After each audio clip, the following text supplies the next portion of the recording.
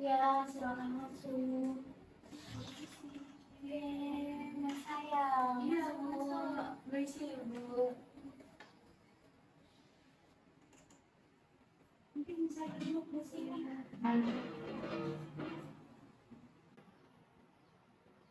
Oke, Mbak Nesa gimana kabarnya?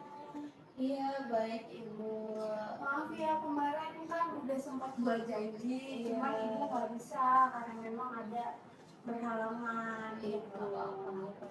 Gimana nih? Tadi tuh kesini ada mata pelajaran apa? Atau Iya. memang lagi jam kosong? Sebenarnya lagi jam kosong, jadi karena kebetulan Ibu juga ada jadwal kosong, jadi Iya. saya sempetin aja ke sini. Makasih banget ya. Iya. Berarti bisa jam kosong mata pelajaran siapa itu? Ada guru pelajaran matematika biasa lah. Oh, oke, tumben ya. Iya. Kan biasanya Kosong gitu. biasanya dosennya apa gurunya suka nggak masuk gitu ya. Oke, jadi kesini kok tiba-tiba gitu. Kira-kira ada masalah apa ada yang mau diceritain gitu. Iya, sebenarnya ada yang pengen diceritain gitu. Oke, jadi sebelum kamu cerita, ibu tuh mau ngasih tahu beberapa asas konseling. Salah satunya itu ada asas kerahasiaan. Jadi apa yang kamu ceritakan sama ibu itu ibu jaga kerahasiaannya, dan hanya kamu sama ibu aja yang tahu gitu ya. Untuk sesi konseling ini sekitar 20 sampai 30 menit. Dan kalau memang lebih dari waktu yang telah ibu tentukan ini, kita bisa ngejadwalin ulang konseling untuk minggu depannya gitu ya. Dan ibu sih berharapnya kamu itu bisa bercerita seleluasa mungkin, seterbuka mungkin sama ibu. Karena kalau misalnya kamu bercerita seterbuka mungkin, ini bisa jadi kita tuh bisa ngambil keputusan bersama gitu loh. Jadi masalah yang sedang kamu hadapi saat ini bisa terselesaikan dengan baik dan kita bisa mencari solusi dengan baik gitu ya. Oke. Jadi ini kan udah kelas 9 ya, Bu. Dimana nanti kita bakal milih jurusan kuliah yang kita pengen gitu. Nah, saya ini pengen teknologi pangan gitu. Oke, teknologi pangan. Terus Karena saya tertarik, Bu, di teknologi pangan ini karena apa ya? Saya punya keinginan tuh belajar tentang proses pengolahan pangan, terus mau belajar tentang menciptakan produk pangan.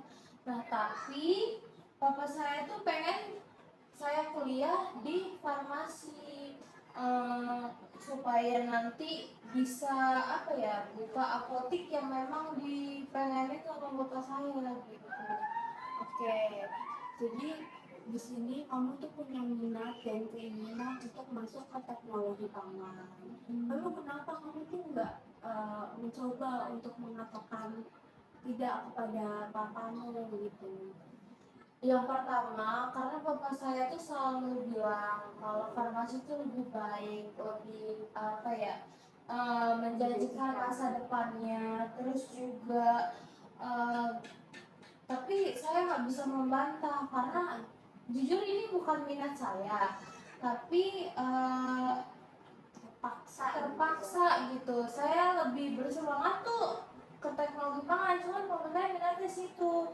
Dan yang kedua, saya kan tinggal sama bapak saya gitu, sedangkan bapak saya yang membiayai saya kuliah dan lainnya. Kalau semisal saya nekat menentang atau maunya dia, saya takut kalau semisal nanti saya nggak dibiayain kuliah saya gitu. Apalagi bapak saya orangnya keras kan, Bu. Terus juga apa yang dikatakan dia itu yang harus diikutin gitu. Oke, kalau ibu lihat nih saat ini kamu kayak merasa kesel gitu ya, kayak jengkel di satu sisi.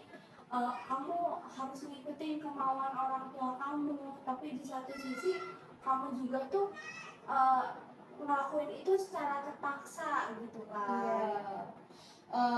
Gimana ya, Bu, saya nggak kesel karena saya harus kuliah di jurusan yang memang gak saya minatin, apalagi saya orangnya cepat bosanan sama yang saya nggak suka. Jadi gimana? Kedepannya tuh kamu gimana? Salah satu alasan saya kesini itu saya pengen berubah, Bu. Oke, berubah gimana tuh? Saya pengen mengatakan tidak atau menolak ke papa saya, karena saya ingin betul-betul mengembangkan minat saya ke jurusan yang memang saya inginkan. Tapi saya takut kalau misalkan saya menolak, papa saya bakal marah atau benci sama saya. Oke, jadi saat ini kamu ingin mengembangkan minat dan kemampuan kamu untuk di jurusan teknologi pangan ini. Tapi di satu sisi karena papamu ini orangnya keras dan kamu sendiri juga takut untuk melawan, jadi kamu memilih untuk menuruti kemauan papamu gitu ya. Padahal dalam hati kamu tuh mau melawan gitu kan. Iya Bu, coba Ibu pikirkan ya, saya selalu menuruti apa yang papa saya pengen. Terus tapi saya di sini nggak memperhatikan diri saya sendiri, kayak nggak pernah mewujudkan kemauan saya sendiri gitu. Sedangkan yang menjalaninya kan saya juga, yang menentukan masa depan juga saya juga. Oke, jadi menurut kamu ini papamu nih selalu ngatur kamu gitu ya, kayak istilahnya kayak kamu harus di sini, di sini, di sini. Sedangkan papamu ini nggak pernah kayak mengikuti kemauan kamu. Jadi kamu tuh dituntut untuk selalu mengikuti kemauan papa kamu, gitu ya. Benar. Oke, jadi sebelumnya kamu tuh pernah nggak sih kayak nolak kemauan papa kamu gitu? Tidak Bu, karena mama saya mengajarkan untuk tidak menolak perkataan orang tua. Terus kalau misalkan saya nekat melawan gitu, saya takut kuliah saya tidak dibiayai. Terus juga jadi apa ya, sehingga mau nggak mau gitu ya, saya terpaksa harus menuruti kemauan bapak saya. Lalu kamu setuju dengan apa yang dikatakan oleh ibumu? Sebenarnya saya nggak setuju Bu, tapi mau gimana lagi, saya nggak bisa ngebantah Bu. Oke, sebenarnya itu karena saat ini kamu sudah dewasa, kayak sudah seharusnya kamu tuh sudah bisa menemukan pilihanmu sendiri. Karena kan sekarang kamu sudah kelas 9 ya. Untuk kedepannya tuh bakal masuk ke perguruan tinggi. Jadi sebaiknya kamu tuh berusaha untuk kayak berbicara kepada orang tuamu gitu terkait apa yang kamu inginkan saat ini gitu, kayak emang kamu mau nih uh, terus-terusan kayak mengikuti kemauan orang tua kamu, sedangkan kemauan kamu sendiri itu tidak terpenuhi gitu loh. Kayak jadi kayak kamu nggak bisa menyalurkan minat dan bakat kamu gitu karena adanya tekanan dari orang tuamu gitu. Jadi saya harus gimana Bu? Jadi begini, kita bakal coba berdialog menggunakan teknik two chairs, yaitu kursi kosong. Berdasarkan apa yang ibu lihat dan ibu dengar tadi dari cerita kamu, kamu tuh mempunyai keinginan yang bertentangan. Yang pertama itu kamu ingin mengatakan tidak kepada papamu, sedangkan keinginan satunya yaitu kamu harus mengikuti kemauan papamu, padahal kamu sendiri tuh pengen bilang enggak sama papamu. Apa benar kayak gitu? Iya Bu. Oke, jadi di teknik kursi kosong ini uh, uh, kamu harus bisa mengatakan, jadi yang pertama itu kamu harus bisa mengatakan apa apa yang ingin kamu katakan kepada ayah kamu. Jadi kayak kamu tuh keluarin aja, kamu lawan rasa takut kamu, lawan pikiran kamu. Nah itu tuh bisa dinamain sama namanya posisi underdog. Sedangkan pikiran untuk mengikuti kemauan papa kamu itu dinamakan dengan posisi top dog. Apa kamu paham? Ya besar. Oke. Oke. Sebelum memulai teknik kursi kosong ini, mungkin kamu bisa persiapkan diri kamu terlebih dahulu. Apakah kamu sudah siap? Ya sudah siap. Oke, mungkin kamu bisa duduk ya senyaman mungkin, kayak relaksin aja badannya, nggak usah kaku, kayak nggak usah mikir yang aneh-aneh, kayak fokus sama kursi kosong ini gitu loh. Anggap aja kamu tuh sedang berdialog sama diri kamu sendiri gitu ya. Nah, pertama-tama mungkin kamu bisa tarik nafas dulu lewat hidung, lalu buang lewat mulut. Lakukan itu berkali-kali sampai kamu merasa lebih tenang.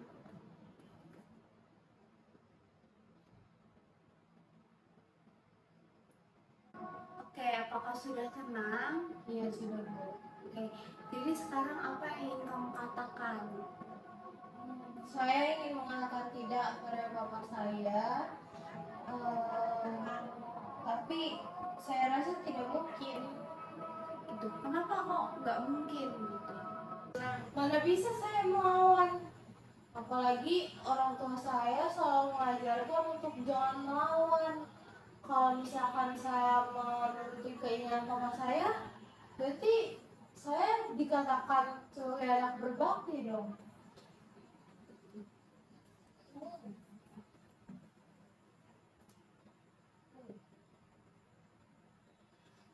Mungkin gak apa-apa ya sesekali ngelawan, kayak apa salahnya kalau buat apa ya, menuruti keinginan sendiri tanpa harus terus-menerus disetir sama orang tua.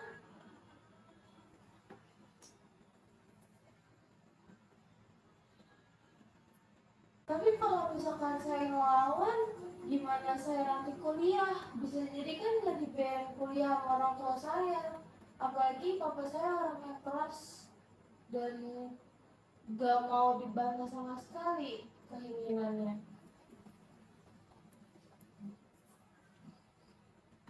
Kalau semisal nggak dibayar kuliah, aku kan bisa kerja part time cari biaya kuliah sendiri atau dari beasiswa, daripada terus menerus aku disetir sama bapak aku yang memang gak mau nurutin semua keinginan aku dan mau menuruti keinginan dia. Kayak aku pengen keluar dari zona nyaman dan pengen semua keinginan yang aku mau itu gak disetir sama orang tua. Oke, cukup dulu ya Mbak. Dari yang Ibu lihat ini, jadi kesimpulannya sebenarnya kamu tuh berani untuk punya keberanian untuk mengatakan tidak sama papa kamu. Jadi apa benar begitu? Iya benar Bu. Oke. Oke, di sini kita akan mulai teknik kursi kosong yang kedua. Jadi di kursi pertama ini kamu mengatakan hal yang tidak berani kamu katakan kepada papa kamu. Sedangkan di kursi yang kedua kamu mengatakan hal yang kamu berani ingin katakan kepada papa kamu, kayak hal penolakan gitu atau perbantahan untuk papa kamu gitu. Apakah kamu sudah siap? Sudah siap. Oke, mungkin bisa dimulai. Saya mau kuliah di jurusan teknologi pangan, tapi saya takut papa saya marah dan tidak membiayai kuliah saya. Apa yang sebenarnya kamu takutkan kalau misalnya kamu tuh nolak kemauan papa kamu? Saya takut sekali kalau misalkan saya kuliah, saya nggak dibiayain kuliahnya, dan saya dianggap tidak berbakti pada orang tua saya. Apakah dengan kamu menuruti kemauan papa kamu, itu bisa membuat dirimu puas dan merasa bahagia.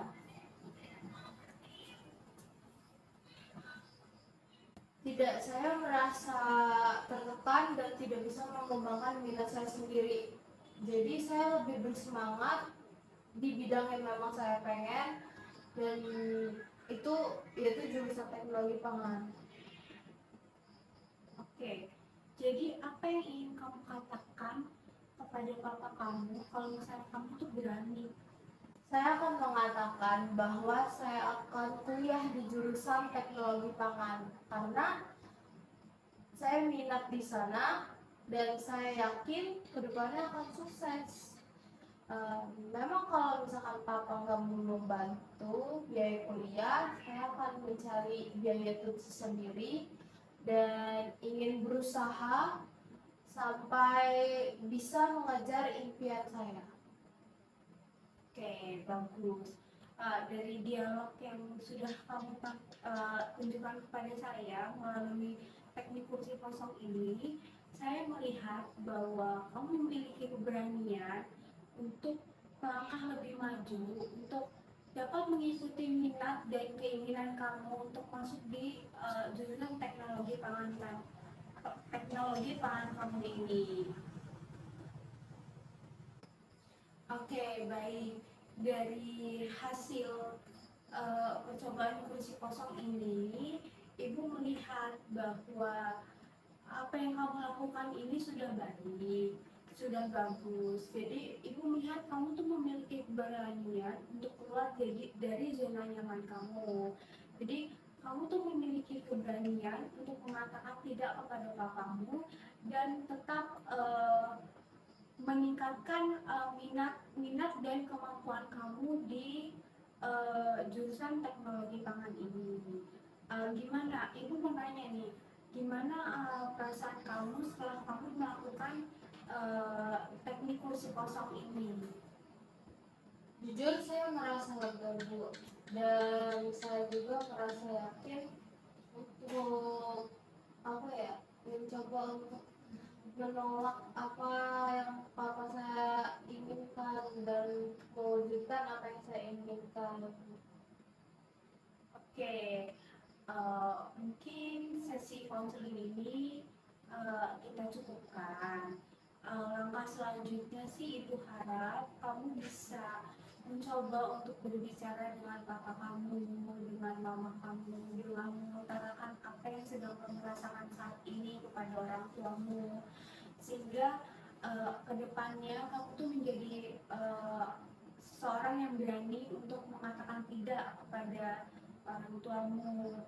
Kamu mungkin bisa jelasin kayak kemampuan kamu di bidang teknologi pangan itu, kayak keinginan kamu. Jadi orang tua kamu tuh bisa paham gitu loh, bisa tahu kalau misalnya anaknya tuh pengen di teknologi pangan dan tahu minat sama bakat kamu tuh akan tersalurkan di situ gitu.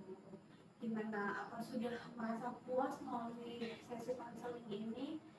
Sangat puas, tapi pastinya bakal pulang dari sini saya mau mencoba untuk ngomong ke papa saya. Oke.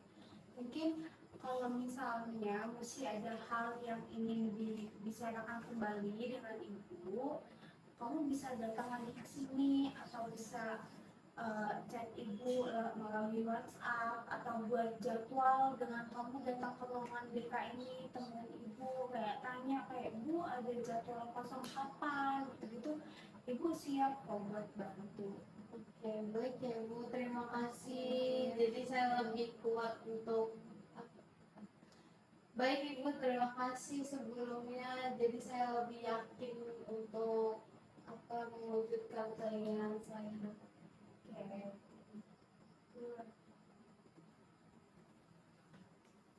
Apa Ibu ketinggalan anjir? Wah. Baik Ibu, terima kasih sebelumnya. Berkat konseling ini saya jadi lebih yakin untuk berani ngomong ke orang. kasih dulu baru saya sama-sama.